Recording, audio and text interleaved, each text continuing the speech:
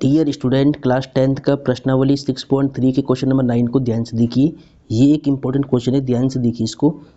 आकृति 6.39 में, ठीक है, देखिए ये आकृति यहाँ पे आपको दिख रहा होगा। आकृति 6.39 यहाँ पर है, ठीक है।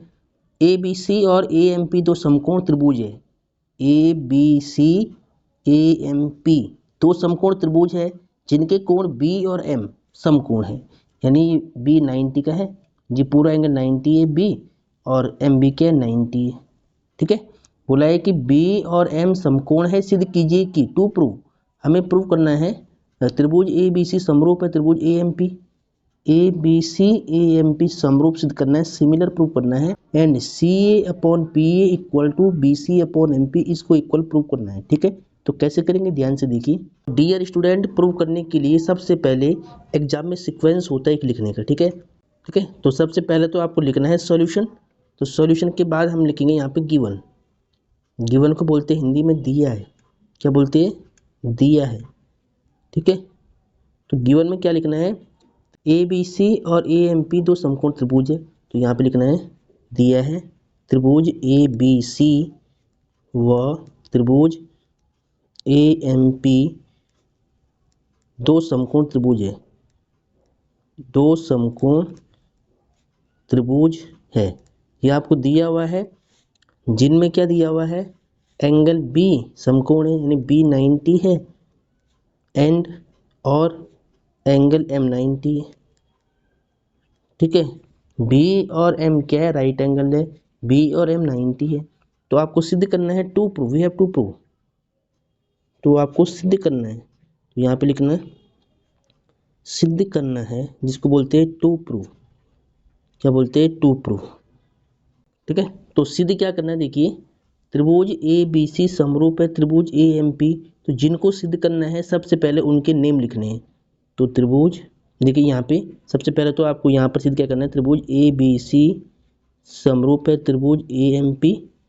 अब हमें इनको सिद्ध करना है, तो इनके नेम लिखेंगे। पहले लिखेंगे यहाँ उपपत्ति, ठीक है। तो पहले हम क्या लिखेंगे, उपपत्ति, जिसको बोलते हैं प्रूफ। अब देखिए ए बी सी और ए एम पी को समरूप करना है सिद्ध, और साथ ही आपको ये देखिए, ये फर्स्ट वाला था और ये सेकंड वाला है। सेकंड वाले में सिद्ध क्या करना है, c A upon P A B C upon M p, ठीक है। पहले इसको सीक्वेंस में लिखना है कि ये दिया हुआ है, ये सिद्ध करना है। अब प्रूफ में ध्यान दीजिए, इन दोनों को समरूप सिद्ध करना है। तो सबसे पहले इनके नेम लिखिए, त्रिभुज ए बी सी व त्रिभुज ए एम पी में, ए एम पी में, ठीक है। तो यहाँ पे ध्यान दीजिए, त्रिभुज ए बी सी देखिए कहाँ पर है, ए बी सी त्रिभुज में देखिए एंगल ए आता है, और ए एम पी त्रिभुज में ए एम पी, देखिए ए बी सी में एंगल ए एम पी में एंगल ए, एंगल ए दोनों में आ रहा है।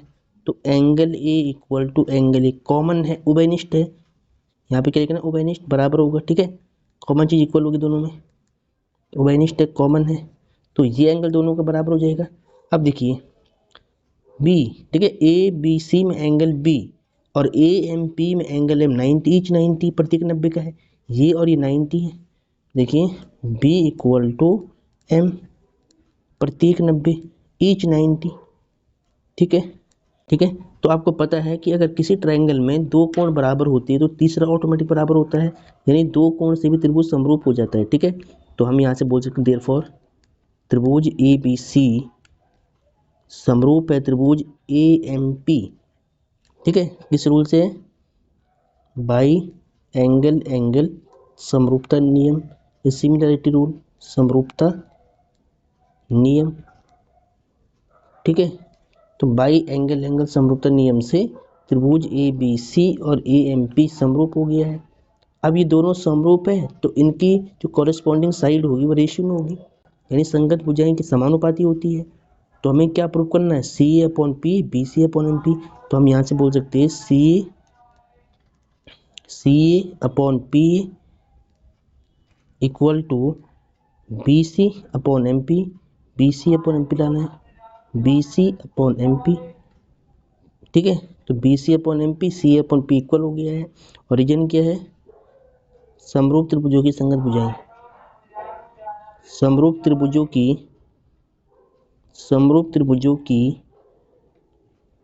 संगत भुजाएं, समरूप त्रिभुजों की संगत भुजाएं। ठीक है, तो देखिए ये समरूप हो गया और ये अनुपात बराबर हो गया, यही आपको सिद्ध करना था। ध्यान से देखिए, यही दो रिजल्ट आपको प्रूव करने थे, चूंकि प्रूव हो गया है। ठीक है, तो यहाँ पे लिखना है हेंस प्रूव, हेंस प्रूव। ठीक है, इसको आपको इंग्लिश में लिखना है हेंस प्रूव।